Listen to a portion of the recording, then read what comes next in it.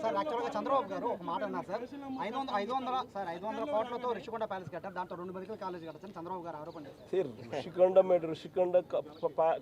రిషికొండలో నువ్వు చెప్పే hotel resort కార్యక్రమం ఏదైతే ఉందో 230 కోట్లు 240 కోట్లు అది ఈ పొద్దు విశాఖపట్నానికి నిజంగా ఆనిముత్యంగా ఉంది. అదే చంద్రబాబు నాయుడు యోగా కోసం, యోగా గుర్తుందా, యోగా అనేది గుర్తుందా, ఒక్కరోజు ప్రోగ్రాం యోగాకు ఖర్చు పెట్టింది 330 కోట్లు. 330 కోట్లు కనీసం నేనన్నా 240 కోట్లు పెట్టి బ్రహ్మాండమైన బిల్డింగ్ కట్టి విశాఖపట్నానికి తలమానికంగా ఉంది ఆ బిల్డింగ్. ఈ పొద్దు కూడా పోయినాను అనుకో, ఆ బిల్డింగ్లోకి ఎవరిలో పోయి చూస్తే విశాఖపట్నం అంతా పోయిన టూరిస్ట్ ప్లేస్ కింద కనపడుతుంది. పెద్ద పెద్ద వాళ్ళందరూ దాంట్లో వచ్చి నేను గవర్నర్ గారు పోయినారు అనుకో, లేదా మోడీ గారు వచ్చినారు అనుకో, లేకపోతే ఎవడో పుతిన్ వచ్చినాడు అనుకో, లేదా రష్యన్ ప్రెసిడెంట్ పుతిన్ వచ్చినాడు అనుకో, ఎక్కడ పెడతారు? బ్రహ్మాండమైన రాజభవనం లాంటి బిల్డింగ్ అది 230 కోట్లతో మేము కట్టినందుకు మాన్యుమెంట్ అక్కడ తయారైంది. వేరే ఇక్కడ ఒకరోజు యోగా, ఒకరోజు 330 కోట్లు, 330 కోట్లు ఆవిరి. దాన్ని ఏమంటారు? స్కామ్ కాకపోతే అది నా మాటలకే ఖర్చు. పోయి ఆ మాటలకు ఎంత ఖర్చు పెట్టాను ఒకసారి మీకు అందరు కూడా ఏఐ ఉంది కదా, ఒకసారి అమెజాన్లో పోయి కొట్టండి, ఒకసారి మ్యాట్ ఖర్చు ఎంత అవుతుంది, వీళ్ళు ఎంత ప్రొక్యూర్ చేసినారని చెప్పి చూస్తే 50% తక్కువ ఉంటే నన్ను అడగండి. ఒక్కొక్క మెడికల్ కాలేజ్ మీద జీతాల మీద అయ్యే ఖర్చు అంటే 2 ఏళ్ళకి కలిపితే 120 కోట్లు. అంటే 120 కోట్ల రూపాయలు చంద్రబాబు నాయుడు వాళ్ళకి ఇస్తున్నాడు. ప్రైవేట్ వాళ్ళకు కాలేజీలు, government land, government construction, government హాస్పిటళ్ళు, గవర్నమెంట్ స్టాఫ్తో వాళ్ళకి ఇవ్వడమే కాకుండా ఒక్కొక్కరికి మేలు చేస్తూ గవర్నమెంటే జీతాలు కూడా వాళ్ళకి ఇస్తూ 2 ఏళ్ల పాటు గవర్నమెంటే జీతాలు ఇస్తుందంట. అంటే సంవత్సరానికి 60 కోట్లు ఎదురిస్తున్నారు. 10 మెడికల్ కాలేజీలు ఇంటూ 120 కోట్లు అంటే 1200 కోట్లు మినిమం ఎదురిస్తున్నారు. అసలు ఇలాంటి స్కాములు దేశ చరిత్రలో ఎక్కడా ఉండవు.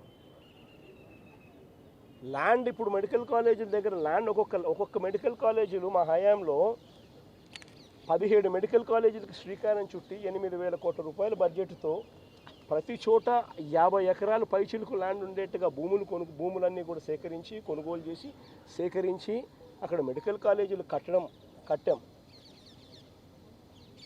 పర్మిషన్లన్నీ తీసుకొచ్చాం. నాబార్డుతో టైఅప్తో పాటు ఇతర బ్యాంకులతో టైఅప్ చేయించినాం. కేంద్ర ప్రభుత్వ నిధులను కూడా టైఅప్ చేశాం.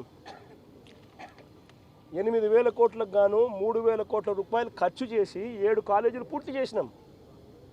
17 మెడికల్ కాలేజీల్లో 3,000 కోట్ల రూపాయలు ఖర్చు చేసి మా ప్రభుత్వ హయాంలో 7 మెడికల్ కాలేజీలు పూర్తి కూడా చేశాం.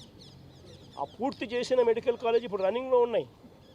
దాని ద్వారా 800 మెడికల్ సీట్లు కూడా ఇప్పుడు మన పిల్లలకు అందుబాటులోకి వచ్చినాయి గవర్నమెంట్ రంగంలో కొత్తవి. మిగిలిన 10 కాలేజీలు పూర్తి చేయడానికి వివిధ దశల్లో ఉన్నాయి. అవి పూర్తి చేయడానికి సంవత్సరానికి 1000 కోట్లు కావాలా, 5 ఏళ్లకు 5,000 కోట్లు. రాష్ట్ర బడ్జెట్ 2.5 లక్ష కోట్లు పైచిలికి. 2.5 లక్ష కోట్లు పైచిలకు రాష్ట్ర బడ్జెట్ ఉన్న రాష్ట్రంలో 1000 కోట్ల రూపాయలు ప్రతి సంవత్సరం పెట్టలేరా అని అడుగుతా ఉన్నా. పోనీ పెట్టద్దండి, పెట్టాకండి, వదిలేయండి. మేము వచ్చినాక మేము చూసుకుంటాం కదా, మేము వచ్చినాక మేము కడతాం కదా నీ చేత కాకపోతే. అంతేగాని ఈ మాదిరిగా నువ్వు స్కాములు చేసి అమ్మడం ఏంది?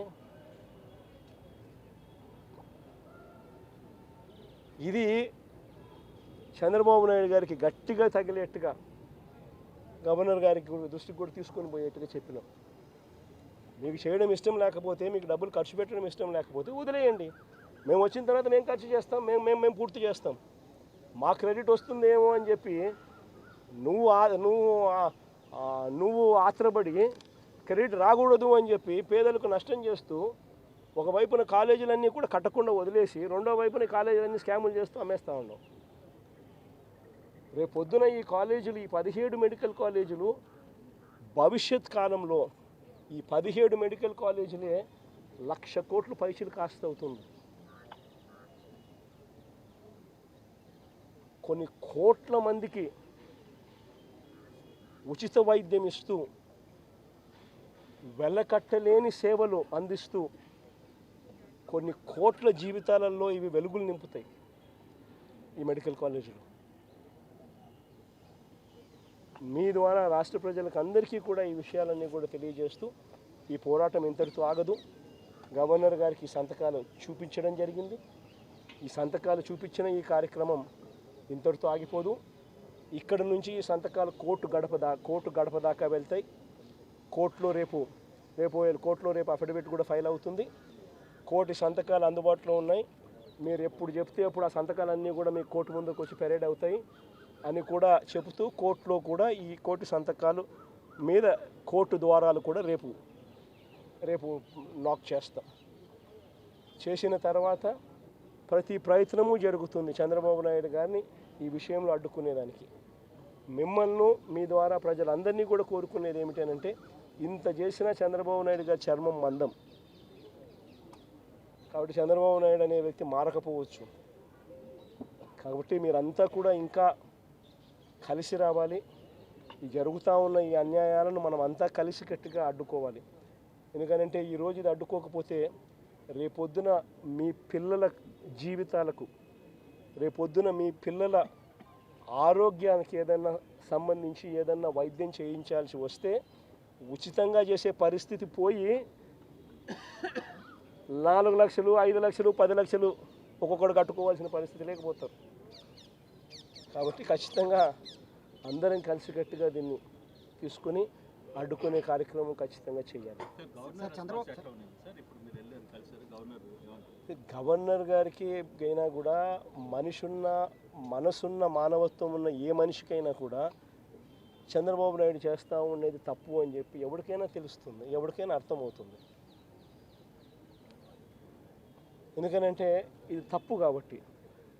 పేదవాళ్లకు అదే గవర్నర్ గారి ఇంట్లో పనిచేస్తూ ఉన్న వాళ్ళందరికీ రేపు పొద్దున హాస్పిటల్కి పోవాల్సి వస్తే ఆ మెడికల్ కాలేజ్ కానీ అందుబాటులో కూడా ఉంటే ఉచితంగా ట్రీట్మెంట్ ఇచ్చి పంపిస్తారు.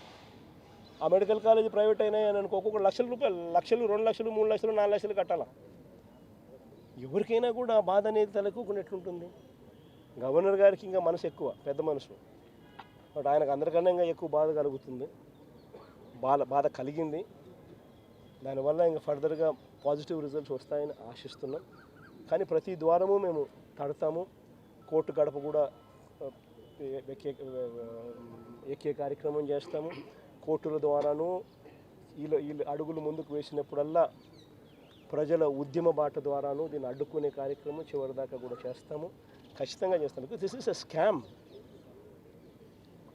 గవర్నమెంట్ ల్యాండ్, గవర్నమెంట్ బిల్డింగులు, government staff, government equipment, government జీతాలు, ప్రైవేట్ వానికి పేరు,